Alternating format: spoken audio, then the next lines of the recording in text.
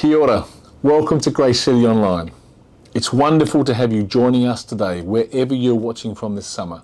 I'm Robin, the lead pastor here at Howick. This January, we're in our summer series, Real Theology, exploring how stories and film often point to deeper truths, the kind that shape how we see life, meaning, purpose, and hope. Because this series includes movie content, our online format looks a little different. You'll hear the full message, but due to copyright laws, you won't see the film clips shown in the room. The teaching stands on its own, though we're confident it will encourage and challenge you just the same.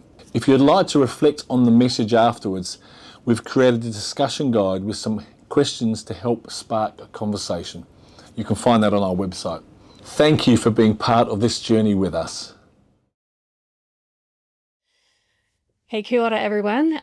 So good to be here today, and I am loving this series on real theology. How cool it is to be able to take movies that we watch and apply it to our lives practically, and not in a way that replaces scripture by all means, but just in a way that helps us to kind of explore our faith. And sometimes I feel like I need to have things that give my thoughts and emotions kind of a picture.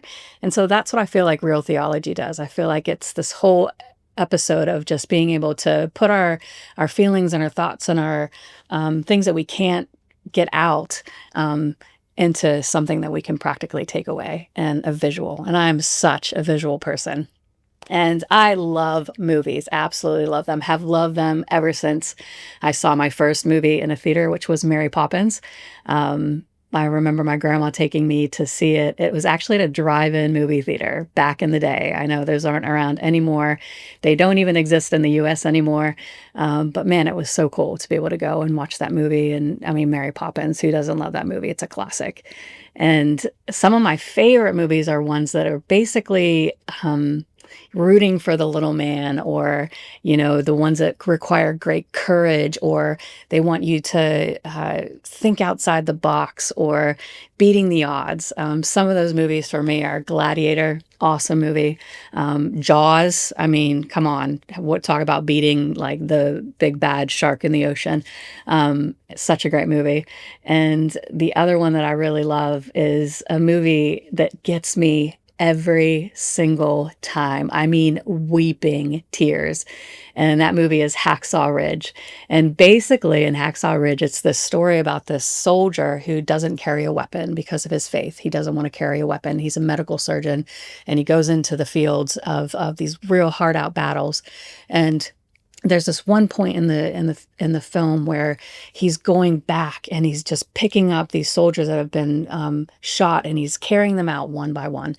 And he says this quote that just wrecks me. He says, "Lord, just one more."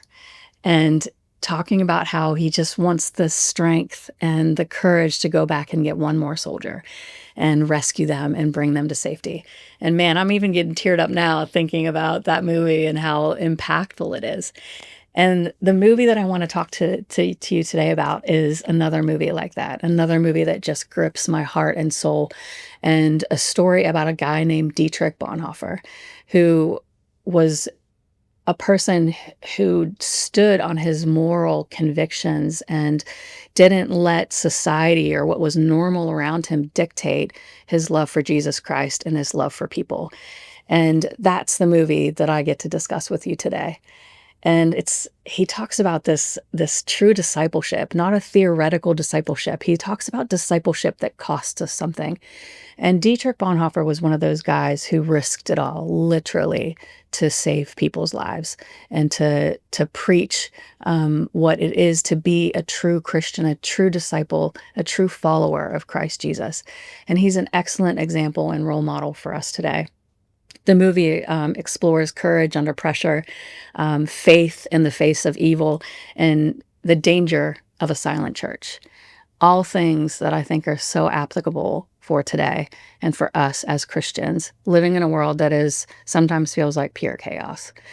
And the question I want to ask you today, and what I want you to go into this message thinking about, is what does faith cost us? Really? What does our faith cost us? The movie, there's a scene where Bonhoeffer is preaching early in the film, and he is ignited by this desire. I mean, he just basically goes into the church and challenges them with such an amazing challenge that it just something that he loses a lot of friends because of.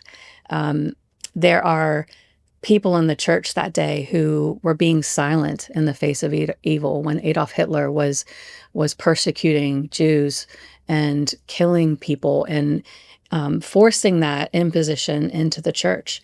And Bonhoeffer sits through this sermon where one of the bishops is basically saying that we need to give our devotion to Hitler, not to Jesus. And this infuriates Bonhoeffer. And so he gets the opportunity to preach, and he gets up and he basically makes a lot of people really mad. And we draw back to a time when, Jesus also made a lot of people really mad, or he would say stuff that would just be kind of countercultural. And one of those verses is in Luke 9, verse 23. Jesus says to the crowd, "If anyone wants to be my follower, you must give up your own way, take up your cross daily, and follow me." Bonhoeffer, when he's preaching, he preaches a sermon that talks about the cost of cheap grace and what costly grace is. And he says this quote. He says, "Cheap grace is the preaching of forgiveness without requiring repentance. It's baptism without church discipline. It's communion without confession, absolution without personal confession. Cheap grace is grace without discipleship, grace without the cross, grace without Jesus Christ, living and incarnate. Costly grace is costly because it calls us to follow, and it's grace because it calls us to follow Jesus Christ. It is costly because it costs a man his life, and it is grace because it gives a man the only true life. It is costly because it condemns sin, and grace because it justifies the sinner. Above all, it is costly because it costs God the life of his Son. And what has cost God much cannot be cheap for us." What an incredible quote by Bonhoeffer. Both Luke 9:23 and Bonhoeffer emphasize that discipleship costs a person their life, but it's grace because it grants us true life. Let that sink in for a second. It might cost us our life. It might cost us our worldly desires and these things that the world says are so amazing and so good, but actually grants us true life. People search through every way of finding happiness and love, but really, grace is Jesus Christ, who is love and is peace and is good. And that's what Bonhoeffer and Jesus are talking about. And Bonhoeffer's life illustrated a daily sacrifice. He had said once in a quote, he said that his final martyrdom was the culmination of thousands of smaller daily decisions to follow Christ regardless of the cost.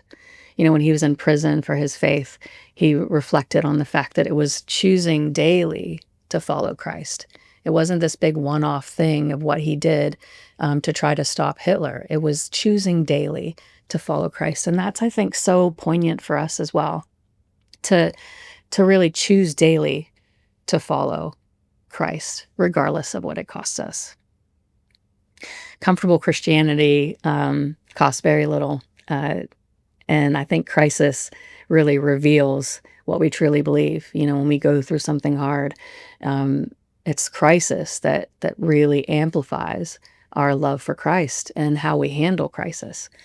And I also believe that faith that never costs us anything rarely changes anything. Faith that never costs us anything rarely changes anything. Bonhoeffer then, in the movie later on, he goes to England to try to convince the English church that there's a problem in Germany. And here's the thing. And I think what the movie for me did was it highlighted the fact that what was going on in Germany was going on for a while before the world was made aware of it.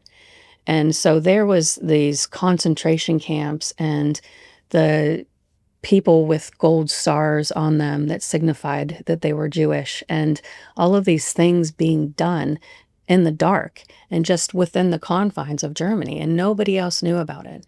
So when Bonhoeffer goes to the English church, he confronts them about what's going on. And, classic, uh, we sometimes as Christians think, well, that's an over there problem. That's not a here problem. And that's basically what the English church said to Bonhoeffer when he was trying to explain to them how the atrocities that were happening. The church basically said to them, well, that's a German problem, not an international problem. But it was, in fact, an international problem. And another vicar at the time said, we as Christians should be peaceful. And Bonhoeffer replies, do you mean silent? And oof, that gets me because, yeah, sometimes we think as Christians we need to be these peaceful people, and we do indeed, but that doesn't mean that we're silent about things that are going on in the world that are wrong, and people who are suffering at the hands of evil. We have to speak up about it. In my job, I work for a nonprofit organization called Barnabas Aid, where we help the persecuted church. We come alongside and we're the voice for those who are persecuted because of their faith, simply because they love Jesus. And oftentimes we see in the news little snippets of what's going on. Right now, you're seeing a lot of what's going on in Nigeria and how Christians are being killed by the dozens, by the thousands. So many Christians are being killed that they have to bury them in a mass grave. And all because of their faith, all because of their love for Jesus Christ. That's the only reason. And so sometimes we hear these things, but there are so many stories of persecution happening today that we don't hear about. We don't hear about what's going on in Myanmar and how Christians are being forced from their homes. We don't hear about what's going on in Uzbekistan or Kyrgyzstan or all of these places, India, where persecution is at an all-time high. Me as a Christian, regardless of whether or not I worked for Barnabas Aid or not, I need to not be silent. I need to not sit by and go, oh, that's an over there problem, not a here problem. Or what can I do about it? I'm in New Zealand. We are called to do something about it. We are called to speak. And so silence is a moral decision. We as a church need to be the first ones to speak out on behalf of the persecuted church or on behalf of Christians who are suffering. We need to be the first ones to speak out, not the news, not the media, us. And how are we doing that today? We have a world of technology at our fingertips. I was just thinking today about how we can take our phone and copy something on our phone onto our computers. I mean, technology today is absolutely insane. And we have this platform where we can share and we can speak out and we can do good and we can help bring a voice to those who are silenced. Bonhoeffer saw something terrifying. He didn't see the church disappear. He saw the church compromise. And when he was doing his sermon, one of his famous quotes is that he says, silence in the face of evil is evil itself. God will not hold us guiltless. Not to speak is to speak, not to act is to act. Those are powerful words from Dietrich Bonhoeffer. And he said that in a way that was just so poignant and so direct. And he didn't care what it was going to cost him. He lost a lot of friends that day. He put a target on himself with the Nazis, but he spoke it anyway, because silence in the face of injustice is not neutrality. Neutrality is an illusion. When we have these things happen, we can't be silent about it. Not to speak is to speak. And the church today, us today, me today, I need to make sure that I'm living my faith loud, proud, and with gusto. And that when things are happening that are wrong or countercultural to what our Bible believes, then we need to be the ones to speak up, no matter what it costs us. Just like Bonhoeffer says, it's not a cheap grace. It's a grace that costs us. Later on, there's a man named Martin Niemöller. He's another pastor with Bonhoeffer. And in the beginning of the movie, Bonhoeffer has this conversation with Martin Niemöller, and he basically says, "Can't you see what's going on with the church? The Nazis are wanting us to preach something different to what the Bible says." And at that point, Martin Niemöller kind of defends what's going on, not in a harsh way, but he kind of just doesn't really get it yet. And at one point, this switches because he sees the atrocities that are happening. He sees what's going on. And so he gives a sermon that is in the face of the Gestapo that is sitting in the church pews that day. I mean, it's pretty gutsy. And what he says is often used as a poem.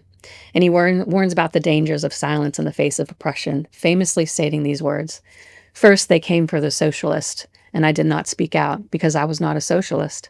Then they came for the trade unionist, and I did not speak out because I was not a trade unionist. Then they came for the Jews, and I did not speak out because I was not a Jew. Then they came for me, and there was no one left to speak for me." He got it. He understood what was going on. And although at one point he just stood by and let it happen, he made a statement in front of the church that day that was so spot on and he put a target on himself. He actually, he speaks. He was speaking from the pulpit. He wasn't speaking at a rally or a protest. It was a sermon. And it was a sermon that states the truth plainly. And the thing with this and the thing with Martin Niemöller is that followed him swiftly. That night he went home to his family and the Nazis showed up and they took him away. And he ended up spending 8 years in a concentration camp because of that sermon. The thing about our faith and what Bonhoeffer and Niemöller show us is that we can't just sit by. Faith becomes dangerous when it's refusing to stay private. And I think for us to have that hard line in today's culture, it is very difficult. And I'm not making that trite. It is difficult to be a Christian today. In New Zealand, we live in a very secular culture. We live in a culture that a lot of what happens is contrary to what our Bible says and what we read when we read the scriptures. And in Acts chapter 5, verse 29, I love this because Peter comes up against the Sadducees of that day. And they had basically, in the verse before that, said, "Look, we told you not to speak about Jesus Christ." And they're so angry and they want to put Peter and the apostles in prison. But Peter says this: "We must obey God rather than any human authority." I mean, that's the kind of courage that movies are made of, right? I mean, that's the kind of stuff that we watch and we go, yeah, stand up for Jesus. That's amazing. And when everybody else was telling Peter and the apostles to shut up, they didn't. They refused. They basically said, "You can do whatever you want to us because grace costs us something. What Jesus did on the cross, it was worth something, and our lives are going to live that out." And so, no, they weren't going to back down. They weren't going to stop talking about Jesus. They weren't going to stop leading people to truth and life. They were much rather spend their time in prison than to ever deny Jesus. We must obey God rather than men. The danger of that day wasn't that the Nazis shut the church down. They didn't. They made some changes. I mean, they took out crosses and from churches and replaced them with swastikas. But they didn't shut the church down. They just wanted the church to fall in line. And how are we today? How are we being forced by our culture around us to fall in line? Because it's happening. And like I said before, faith becomes dangerous when it refuses to stay private. Niemöller talked a lot about this. In the movie, it shows right before the Nazis come, his wife says to him, "You talk about this a lot in private, and I'm so proud of you for making it public." He finally got to the point where he couldn't sit back anymore. I love thinking about the fact that, we come to church on Sundays and we have this amazing time of worship and some great teaching. This Real Theology series has been so good, and so many good things have come out of it. But what's preached on a Sunday is tested on a Monday. Do you know what I mean? Like we can't just sit in the pew and, let it sink in and go, oh, that was a great message, and then not expect Monday to challenge us. It should challenge us. When we walk into our schools, when we walk into our workplaces, people should see something different in us, and they should ask us about it. Or when we're challenged with something that we don't believe is right, when we stand up for that, having the courage to do that is massive. What happens and what is preached on a Sunday should challenge us and be tested on a Monday. So with Niemöller, he felt that. He went home from that sermon that day and was arrested, and like I said, spent 8 years in a concentration camp. When he stepped down from the pulpit that day, it followed him all the way home. And that's where discipleship gets real. Oftentimes courage isn't loud. It's faithfulness under pressure. So I've got a couple questions for us to think through today. What truths are we hesitant to speak about because of the cost? What truths are we hesitant to speak about because of the cost? Where have we softened the gospel to keep peace? Are we more concerned with acceptance than obedience? I'll read those again. What truths are we hesitant to speak about because of the cost? Where have we softened the gospel to keep the peace? And are we more concerned about acceptance than obedience? Bonhoeffer and Niemöller represent two awakenings. One saw the danger early, and one spoke when silence was no longer possible.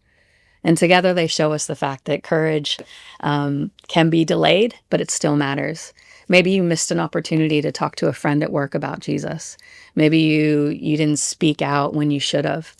The thing about courage is that it can be delayed, but it still matters. We can still make a difference. I have so many regrets in my life about how I should have spoken out, or how I should have said something, or how this opportunity came my way and I stayed silent because I didn't want to look weird or lose a friend. But I really believe that the grace we talk about, it's a grace that sees those things in our life and gives us opportunities to live out with courage over and over again. We always have opportunities to be courage and bold for Christ, always. And another thing I want to challenge you with is asking for those opportunities, asking for moments when you can be courageous. And I guarantee you that when you ask God for moments to be courageous, He will give them to you, and it will cost you something. But I will tell you, and just like Bonhoeffer and Niemöller did, that it's worth it. It's worth it all. When you ask for that courage and when you live that courage out because of what Christ did for us, it is so worth it. Matthew 16:24-26 says this. Then Jesus said to his disciples, "If any of you wants to be my follower, you must give up your own way, take up your cross, and follow me. If you try to hang on to your life, you will lose it. But if you give up your life for my sake, you will save it. And what do you benefit if you gain the whole world and lose your own soul? Is anything worth more than your soul?" When Bonhoeffer was in prison, he had an opportunity to escape. It was the night before he was going to be hanged because of what he did. And one of the soldiers comes to him and says, "Look, I've got a plan. I can get you out. You can live. You should live." And Bonhoeffer says this to him. He says, "Every act of courage carries a cost." And he was ready that day or the next day to give his life because he knew that what he did, what he stood up for, was worth standing up for. When the Gestapo originally took Bonhoeffer from his home. He asked him this question. He said, how is it that the Christian could be an assassin? And Bonhoeffer says, it's not only my task to look after the victims of madmen who drive a motor car through a crowded street, but to do all in my power to stop them from driving at all. We have to do everything within our power to stop evil. You know, Bonhoeffer might have lost his freedom, his future, and even his life, but he never lost his faith. Bonhoeffer, another famous quote, he says, when Christ calls a man, he bids him come and die. And that's what those verses are talking about in Matthew 16:24. When Jesus says, take up your cross and follow me, he's talking about grace that is going to cost us something, and a life that it's going to be rough. There was nowhere in the Bible where Jesus says it's going to be easy. But the thing is, so much good and so much hope and so much peace, a peace that passes all understanding, is given to us when we take up our cross and follow Christ. And just like Bonhoeffer, that's the daily choices that we make. It's the daily things that we do that make a difference. When Christ calls a man, he bids him come and die. It's us dying to worldly desires, maybe getting passed up for a job because of our faith, our own plans to follow Jesus. For me, that's, we go, okay, well, I'll follow Jesus to this extent, but I won't do this, or this is what I think it looks like to follow Jesus, to have rainbows and butterflies and, kumbaya, that kind of thing. But Jesus might have a different plan for us. He might have something different for you and I that we need to be open to. When Christ calls us, he bids us come and die, and it's worth it. So my final questions to you are this. Where has the church become too comfortable? Where have you become too comfortable? Where have I become too comfortable? Have we confused peace with compromise? And what does faith cost us in our context? You're going to walk out of this church today, and you're going to walk into a Monday, and I pray that your faith is tested. I pray that you have an opportunity to be courageous for Christ. I pray that you have this reminder of the verses we talked about today in Matthew, where it tells us to take up our cross and follow him. And with the persecuted church, many people have that Bonhoeffer level faith. With Christians today, over 300 million Christians are killed for their faith. And it's a real issue and a real problem. It's people who don't have a voice. And we as Christians, we have to have that voice. Barnabas 8 has an amazing resource, a prayer booklet that walks you through how to pray for the persecuted church. One way that you can make a difference today for Christians who are suffering around the world, the way that you can stand up for people like Bonhoeffer stood up for people, is to pray for them and to really be vocal about what's going on. Be the first ones to talk about how Christians in Myanmar are struggling, how kids in Cambodia don't have proper schooling, and how people in Pakistan are in bonded labor. We need to be the first ones to share that, the first ones to speak about those things.